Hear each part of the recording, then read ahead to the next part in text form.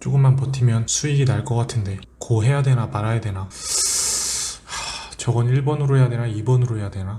한식 전문점인데 돈가스를 먹어야 되나 파스타를 먹어야 되나. 안녕하세요, 일비입니다. 지금까지의 삶이 만족스럽지 않다면 우리는 통찰력을 높여야 합니다. 통찰력이라고 하면 왠지 조금 심오하다거나 우리가 쉽게 접근할 수 없는 생각으로 여기곤 합니다. 저만 그런가요? 벌써 노잼이라고 영상 끄려고 하시는 분들은 통찰력이 없으신 거예요. 아무튼 통찰력은 어디를 어떻게 볼 것인지의 문제라고 할 수 있는데요, 쉽게 말해서 본질을 빠르고 올바르게 간파하는 능력이라고 할 수 있습니다. 그럼 통찰력이 왜 필요하냐? 먼저 질문 하나 드릴게요. 여러분은 하루에 선택의 순간이 몇 번이나 찾아오나요? 일주일에는요? 그럼 1년에는요? 인생은 선택의 연속이라는 말이 있습니다. 우리는 살아가면서 정말 많은 선택의 순간들을 맞이하게 되는데요, 이런 순간순간에 항상 옳은 선택만 할 수 있다면 어떨까요? 게임으로 비유하면 언제나 승리할 수 있는 치트키를 알고 있는 것처럼 인생이 술술 풀릴 겁니다. 선택의 순간 망설이는 사람과 결단하는 사람의 차이는 통찰력의 깊이에서 나옵니다. 통찰력이 없는 사람은 그저 눈에 보이는 사물이나 현상만 보는 반면, 통찰력이 뛰어난 사람들은 눈에 보이는 것을 이리저리 뒤집고 바꾸면서 현상을 넘어 이면의 법칙을 보게 된다고 합니다. 벌써 좀 심오하긴 하네요. 이런 뛰어난 통찰력은 매 순간 올바른 선택을 안겨주고 인생을 살아가는 현명한 기준이 되어 자신이 원하는 성공의 길로 안내할 것입니다.